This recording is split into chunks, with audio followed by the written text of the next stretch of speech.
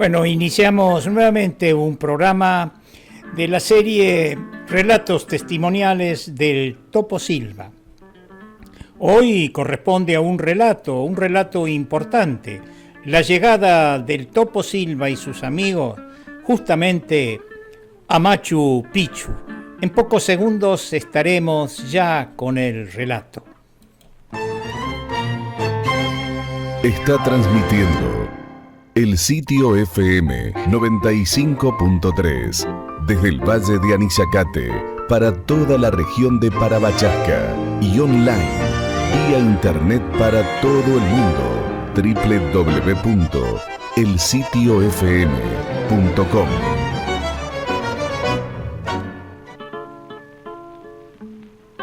Bueno, tal como lo anunciamos, vamos a dar paso a un nuevo relato de los viajes del Topo Silva y sus amigos. Este relato es importante e interesante porque relata la llegada a Machu Picchu y también algunas consideraciones que sobre el lugar han hecho los titulares de la revista Sierras Chicas. Así que los dejo ya mismo con este relato.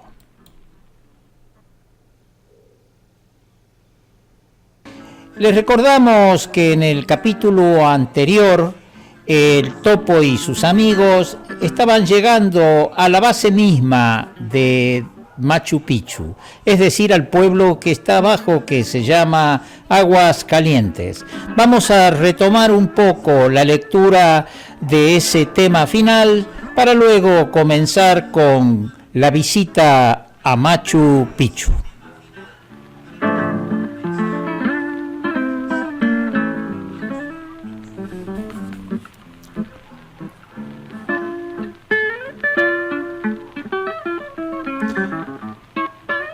Decía el Topo Silva en su último relato: llegamos a Santa Teresa nuevamente a la llamada civilización, autos, bocinas, pero por otro lado una ducha con agua caliente, una cama con colchón y sentados en sillas a una mesa para comer pollo con ensalada y papas fritas y bastante cerveza.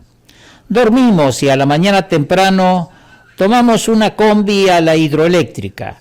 Daniel viajó en tren a Aguas Calientes con las mochilas. Son solo 12 kilómetros y cuesta $25. Un afano, dice el Topo. En cambio, con Ratón y Adrián fuimos caminando por las vías. A poco de andar nos llevó unos kilómetros una máquina que hace trabajos de mantenimiento de vías. En unas 2 horas estábamos en Aguas Calientes. Nos alojamos en el hospedaje Bromelias. Almorzamos en el mercado una suculenta sopa y seco de cordero. Los demás fueron a las termas y yo quedé lavando mi ropa y zapatillas. Logré que nuevamente fueran blancas. Aguas Calientes es un pueblo destinado a recibir turismo. Como es temporada baja, estaban casi todos los restaurantes vacíos, así que se podía pelear un buen precio para comer. Esa noche cenamos palta rellena y bistec de alpaca a la pimienta, exquisita.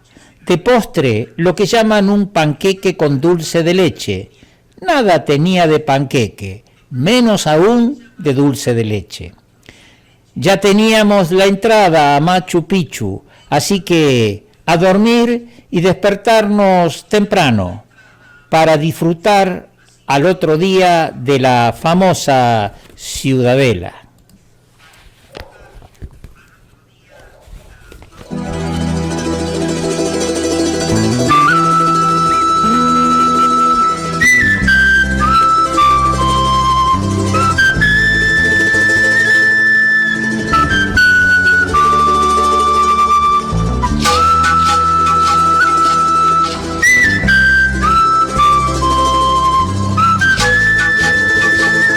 Poder describir las sensaciones que uno siente al visitar Machu Picchu es muy difícil. Lo que queda grabado en la mente es difícil expresarlo en palabras. Esta fue mi tercera visita a la Ciudadela incaica. La primera la hice en el año 78. Llegué a ella en tren, cuando este era accesible a cualquier persona. La segunda vez, en el 2000, lo hice por el Camino del Inca, una experiencia inolvidable. Ese viaje lo hice solo y dudaba de mis fuerzas para cargar la mochila con carpa, bolsa de dormir, la ropa, comida, ollas y calentador. Pero lo que me habían pintado como algo agotador, sobre todo al llegar a los 4.200 metros sobre el nivel del mar, no fue así. Lo que normalmente lleva 4 días, logré hacerlo en 3. En ese momento todavía se podía transitar el camino sin necesidad de contratar una excursión. Y lo que en ese momento me costó $17, hoy cuesta alrededor de 600. Y esta vez, con más años encima, pero con la misma tosudez de siempre, llegué por uno de los recorridos más largos, pero también uno de los más bellos, atravesando la cordillera de Vilcabamba. Ese día nos levantamos bien temprano, ya teníamos los pasajes del bus que lleva de Aguascalientes a la entrada de Machu Picchu. Queríamos llegar al amanecer. Llegar a esa hora te permite apreciar un espectáculo extraordinario, dado que es una zona de ceja de selva con mucha humedad, y a pesar de no ser época de lluvias, por la mañana se produce una gran niebla que poco a poco se va levantando como si fuera un telón, y poco a poco van apareciendo las construcciones de esta ciudadela, construida encima de la montaña, pudiéndose ver saliendo entre las nubes la cima del Huayna Picchu.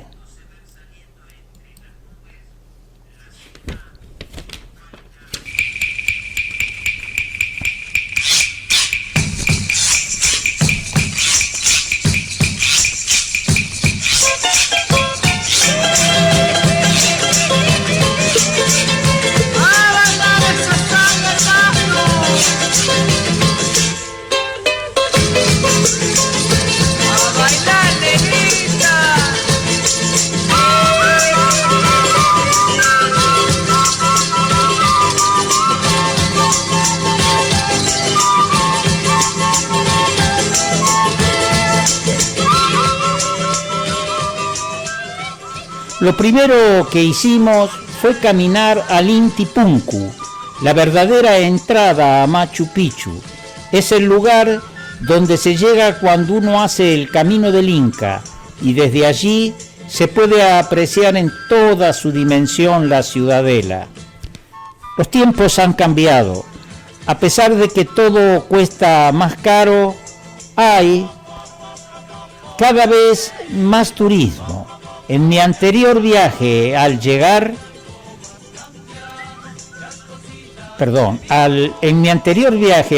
a este lugar, pude disfrutar en soledad la magnificencia de esta ciudad construida en la cima de la montaña y rodeada de los Andes peruanos, y saboreando unos mates luego de 3 días de caminata.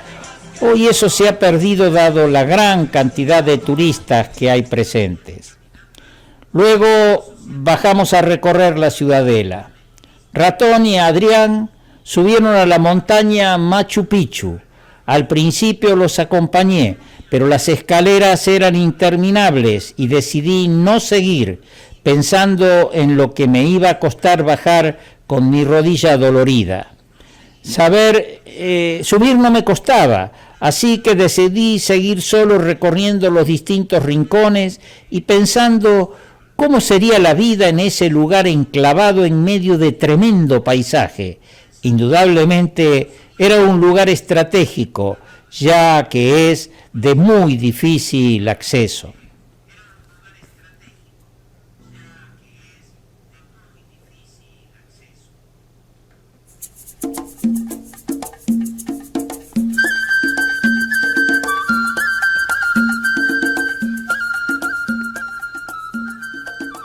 La ciudadela está dividida en distintos sectores. esos sectores son funcionales. Por un lado tenemos un sector con andenerías destinado al cultivo de distintas especies alimenticias. Es impresionante cómo estos andenes se han construido siguiendo los desniveles de la propia ladera de la montaña.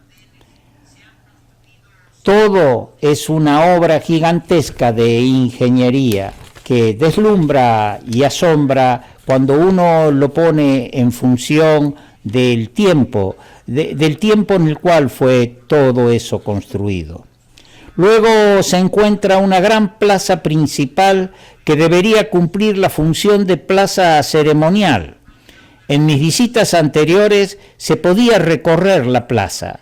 Hoy ya no es posible. Se debe a la necesidad de preservación.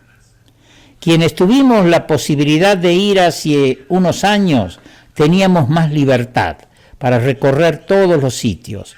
Hoy existen lugares donde se ha restringido el acceso y la circulación se debe efectuar siguiendo las flechas, un mal necesario. El turismo masivo es como la naturaleza del hombre, depredador. Por otro lado, no debemos olvidar que para la cultura de los pueblos andinos del Perú, este es un lugar sagrado.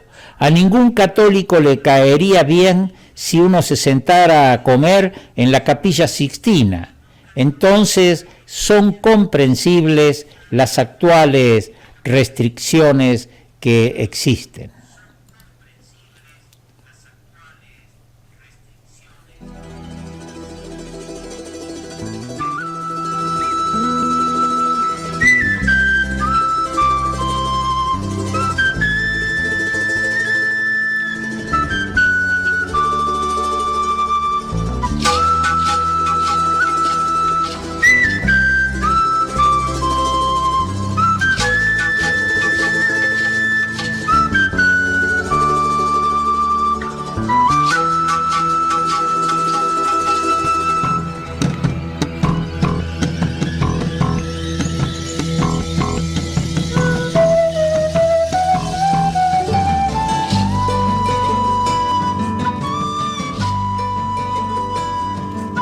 A la derecha de la plaza se puede apreciar todo un sector residencial y a la izquierda el complejo religioso donde se encuentra el Intihuatama, el templo principal y el templo de las tres ventanas.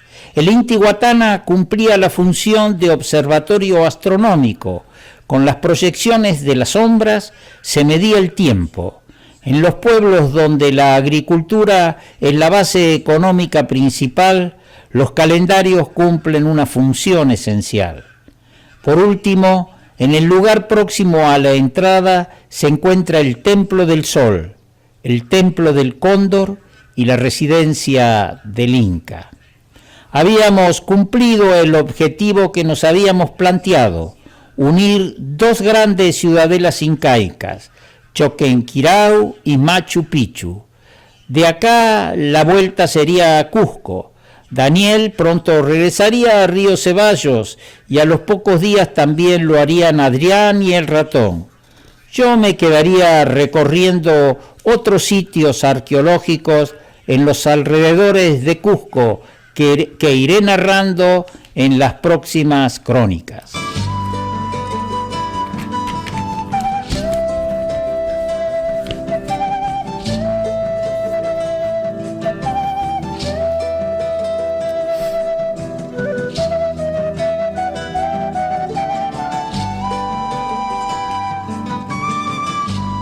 Ahora vamos a completar este relato de Topo Silva de la visita a Machu Picchu con un artículo de arqueología que publicó la misma revista cultural Sierras Chicas relacionado con este relato de Topo Silva sobre Machu Picchu.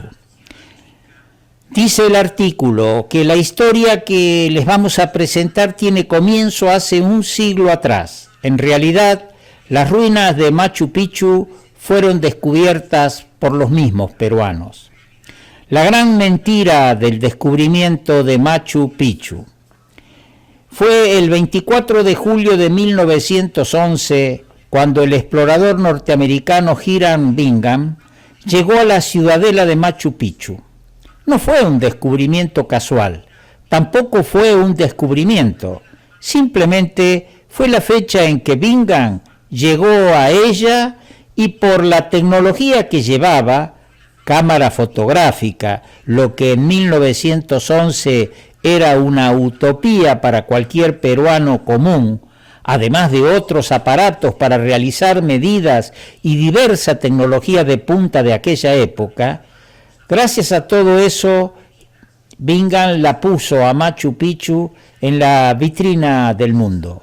La dio a conocer a las ciudades europeas y el hallazgo se convirtió en una gran noticia para la arqueología de aquel entonces. Hiram Bingham no descubrió nada, fue el mensajero. Y el Perú pagó un precio altísimo por ello. Se saqueó la ciudad y sus tesoros sin el menor miramiento. Es verdad que hubo una complicidad del Estado que no se inmutó ante el traslado de miles de piezas de cerámica, hueso, plata, oro y piedras preciosas. En enero de 1911, el señor Braulio Polo y Laborda, propietarios de la hacienda Echerati en la localidad de Mandor, provincia de la Convención, departamento de Cusco, tiene como invitado al señor Giseque, por entonces rector de la Universidad San Antonio Abad del Cusco, a quien le cuenta que toda la zona estaba plagada de ruinas incas. Una de ellas era Machu Picchu. Giseque, conocedor del interés de Bingham, le escribe contándole sobre este hecho. Un dato a tomar en cuenta es el libro escrito por el inglés Charles Winer en 1880. Perú y Bolivia, récits de voyage, services d'études archéologiques y etnográfiques, y notas sobre la escritura de las lenguas de los pueblos indios, en donde consigna un mapa con los topónimos de Machu Picchu y Huayna Picchu. En 1911, Bingham llega al valle de Vilcabamba, pasa por Mandor y contrata los servicios del guía local Melchor Arteaga. El 24 de julio llegan a la cima del cerro llamado Machu Picchu, donde está la fabulosa construcción inca de Picchu. Bingham la bautizó con el mismo nombre del cerro que la cobijaba y no tuvo dudas que esta sí era la legendaria Vitcos. Al poco tiempo da cuenta de su descubrimiento. Esa es la historia. Eso fue todo. El estadounidense fue el responsable de haber enviado a los Estados Unidos unos 46.332 hallazgos arqueológicos, cientos de cajas que contenían momias enteras perfectamente adornadas, objetos de oro de valor inestimable, cerámicas finamente talladas y otros utensilios importantísimos para conocer la vida y cultura inca. Todos fueron transportados en la espalda de mulas hasta el Cusco, y luego montadas en trenes hasta el puerto de Moliendo, ciudad del actual departamento de Arequipa, de donde se dirigieron vía mar hacia los Estados Unidos. Quizás entre las momias sustraídas estaba aquella de Pachacútec. El gobierno de Lima, que había autorizado a Bingham a efectuar los estudios histórico-arqueológicos, se mostró impotente para detener el saqueo de Machu Picchu.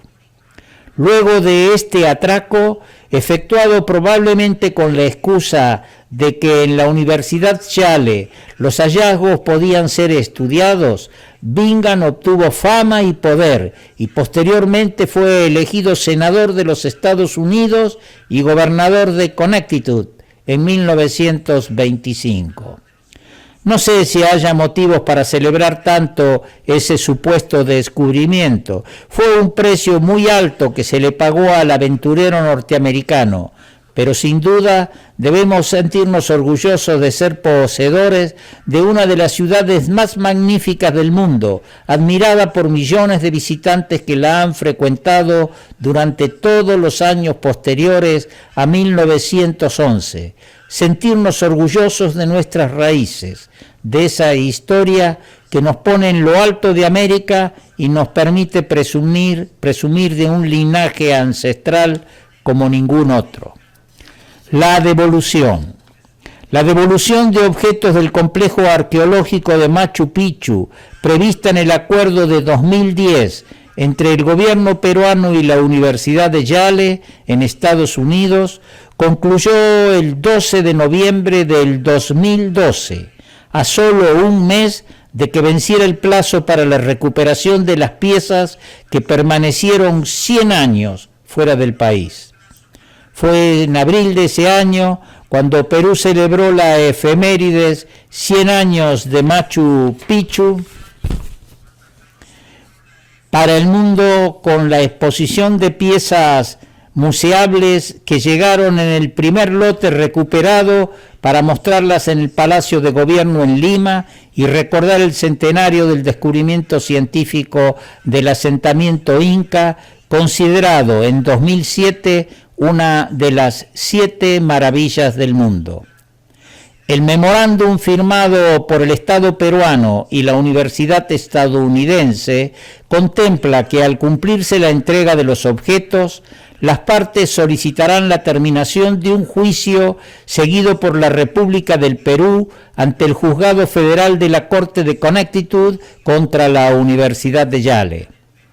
Un avión Hércules de la Fuerza Aérea de Perú trasladó al aeropuerto Alejandro Velasco de la ciudad de Cusco, capital de la región homónima, Sierra del Sur del país, más de 35.000 piezas repartidas en 127 cajas. Las reliquias permanecerán en la terminal aérea hasta que sean transportadas a la Casa Concha, donde 4 arqueólogos del Ministerio de Cultura de Perú y 2 representantes de Yale harán inventario. En la Casa Concha se encuentran también los otros lotes enviados por la Universidad estadounidense en los últimos 2 años. Para el historiador y ex jefe del Archivo Nacional Joseph Dayer Alba, refirió que la importancia de la devolución de Yale de las piezas se debe a la restitución de bienes culturales apoyada por todas las convenciones de la UNESCO. Si bien en su momento esas piezas salieron con una resolución suprema autorizativa del presidente Augusto Leguía en 1912 y 1916, debían regresar a su lugar de origen, no solo donde debemos mostrarlas, sino que, ojalá también, proseguir investigaciones y en especial conservarlas como patrimonio. Este artículo ha sido redactado por Jorge Laceri, el responsable de la publicación Sierras Chicas, revista cultural, que contiene todos los relatos testimoniales del Topo Silva que dan lugar a este programa, que en este momento estamos concluyendo este capítulo, para proceder dentro de unos minutos a irlo a buscar al propio autor, al Topo Silva, para hacer con él una entrevista.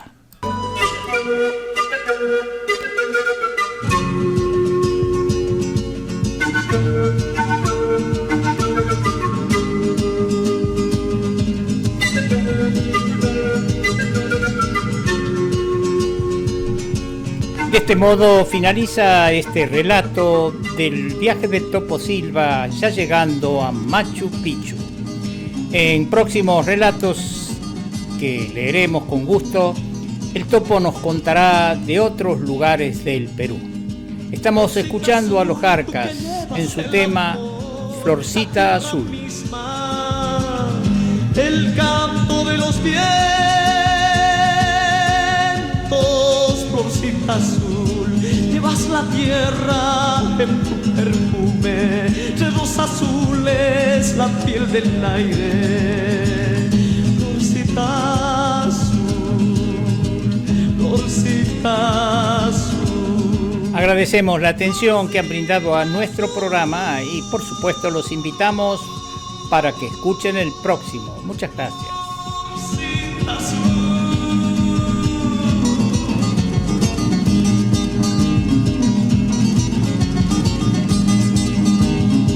Yo vengo de los cerros donde nace la mañana, donde crece el tiempo con el sol y he sentido la caricia de la hierba de tu cuerpo, la caricia del sol en el infinito, al nacer el nuevo día, llevando un mensaje cósmico a las estrellas. Hermano, soy de la luna y las estrellas, de la montaña donde nació el viento.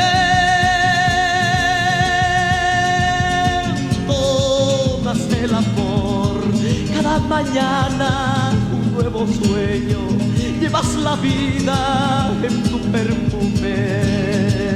Florcita azul, florcita azul.